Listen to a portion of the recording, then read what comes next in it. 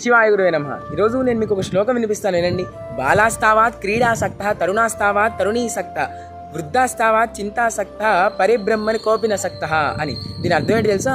మనిషి తన చైల్డ్ ఏజ్ని, ఆ ఏజ్ మొత్తాన్ని ఆడుకోవడాలు పాడుకోవడాల్లో గడిపేస్తాడు. మరియు యవ్వనం వచ్చేసరికి ప్రేమ, పెళ్ళి, పిల్లలు అన్న దాంట్లో గడిపేస్తాడు. వృద్ధాప్యం వచ్చేసరికి మనిషి తన కాలం అంతా ఏదో ఒకటి ఆలోచిస్తూ గడిపేస్తాడు. మరి పరబ్రహ్మ గురించి తెలుసుకునేది ఎప్పుడు అని చెప్పి శంకరాచార్యులు వారు మళ్ళీ ప్రశ్నిస్తున్నారు.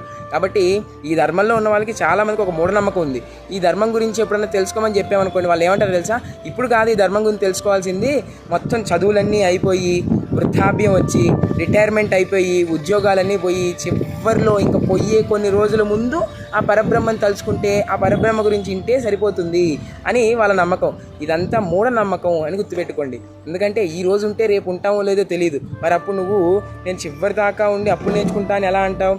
ఇప్పటికైనా రామాయణాది గ్రంథాలు అధ్యయనం చేయాలి.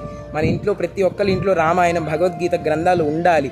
కాబట్టి ఇవన్నీ చదువుతూ మన జాతిని నిర్వీర్య స్థితికి తీసుకుపోకుండా ఉంచుకుందాం. హరే కృష్ణ.